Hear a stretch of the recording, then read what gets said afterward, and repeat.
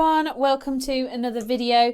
Now I've got some big news coming up, but before we get started there are only two shout outs for today's video. So big shout out to Howard Effingham Media and also to Sonia as well. Now I know that these two guys are not the only ones who have subscribed in the past few days, and that's because we finally reached 100 subscribers. Thank you so much to everyone who followed my shameless plug on Twitter to get me over that 100 subscriber mark.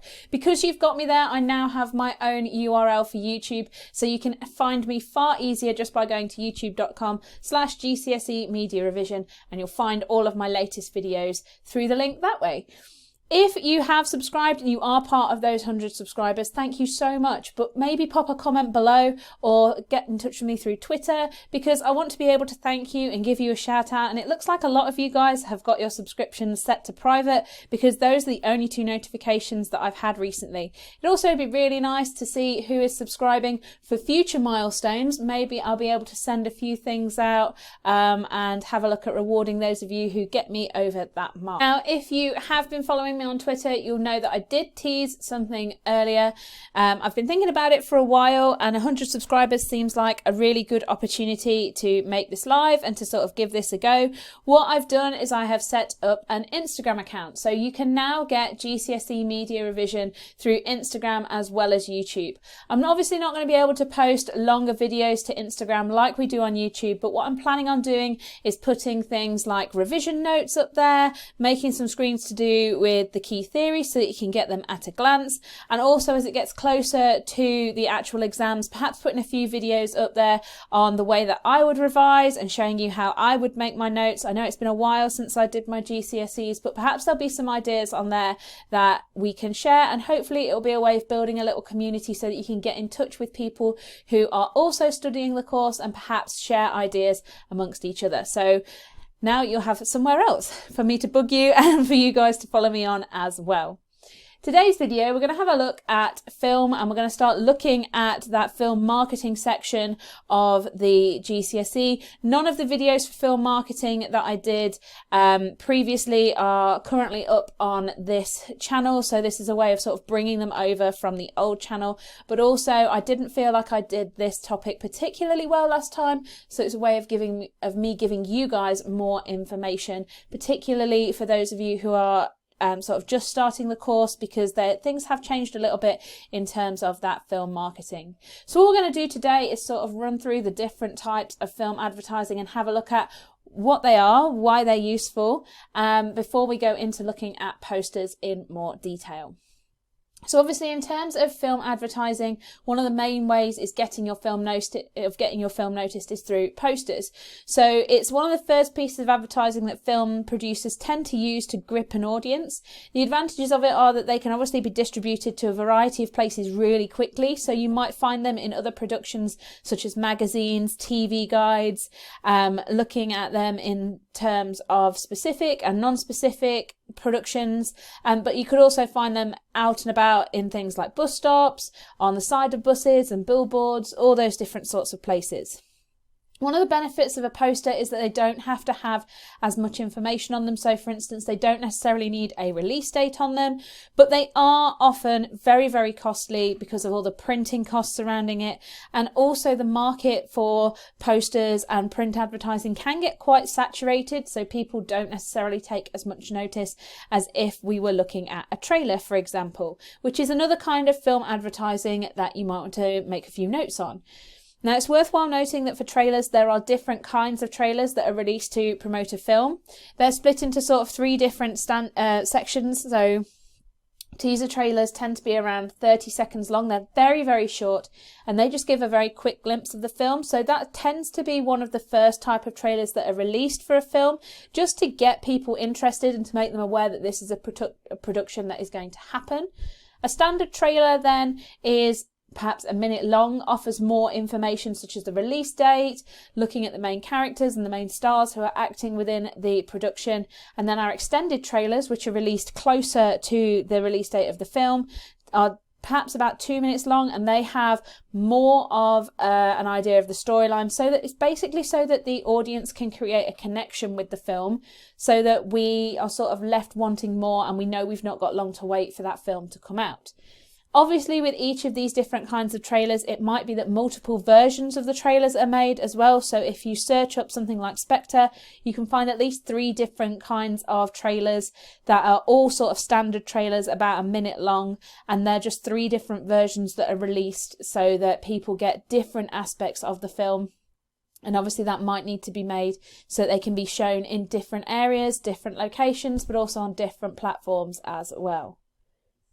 Now, product placement is a form of guerrilla marketing. Guerrilla marketing is sort of interesting and unique ways of marketing a particular product, or in this instance, a film.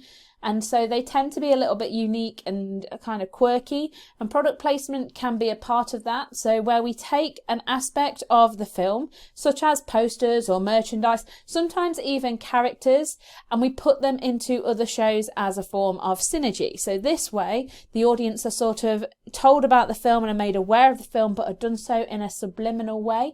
They're not necessarily as conscious of it, and that gives them more incentive to watch the film. Another way of getting people interested is to use interviews. So interviews with the stars of the film is a great way to get news about the production out there. Anecdotal stories, things to do with stuff that's happened on set. So for instance, if there were any accidents, if there were any risky scenes, if there were anything that perhaps had to be shot or reshot, all those sort of anecdotal stories make people want to watch the film more. Now, depending on where the interview is aired, it can also really entice whole new audiences to the production. Because if we watch an interview with a star on This Morning, for example, but we're also watching it on a channel such as E or Entertainment News, then we're going to get 2 different kinds of interviews, and they're going to be marketed at 2 different audiences. And that can be a way of expanding the fan base of a film before it's even been released. It's obviously a version of synergy as well, but it can sort of be used in both print and moving image media. So it makes it a very versatile way of advertising the film and getting that information out there.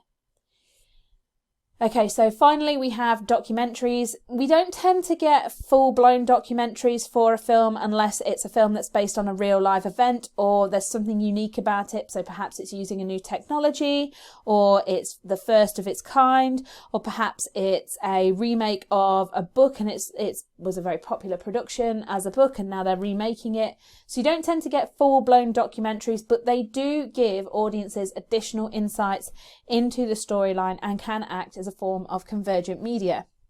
What we do tend to have a lot more of that sort of fits into the same category are behind the scenes videos that some of the stars usually share on their social medias. Now, by doing this, it makes the audience feel like they're getting more from a production, and it acts as an exclusive. So you're getting something that not everybody else has. It's not necessarily been released on any other platform, and so it is more likely to draw an audience into the film. Most films also have a website, and we're going to be looking at websites and posters in quite a bit of detail because you're going to need to know these for Spectre, and in terms of posters you're also going to need to know The Man with the Golden Gun. Now, for bigger blockbuster style films such as Spectre, is likely to have a website of its own. So the 007 franchise has its own unique website with its own unique URL, but smaller productions are likely to have a page that's linked off the production company's website, and you might see that through those breadcrumbs in the URL. So even if you go to Google and you type in the film's name, you go to its official webpage, in the URL it might have the production company listed first and then the page that you are on.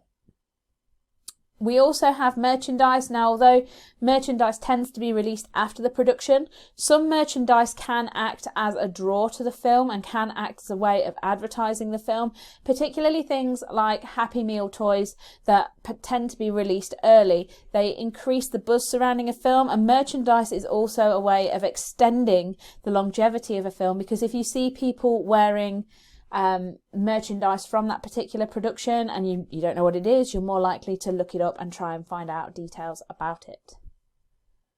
Okay, so that was today's video. I'm really sorry that I rattled through it, but I'm desperately trying not to cough throughout this video. I haven't been very well towards the end of term.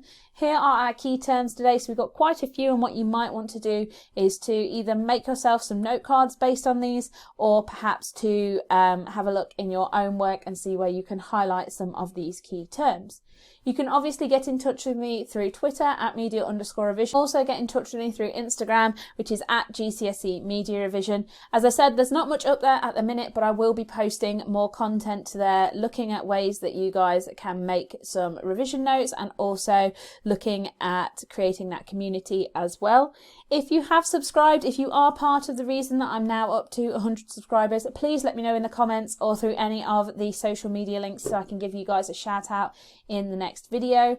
I'll try and get a few more videos up in half term, but I have got an awful lot of work to be getting on with for school. So if I don't see you earlier, I will see you next week for another video.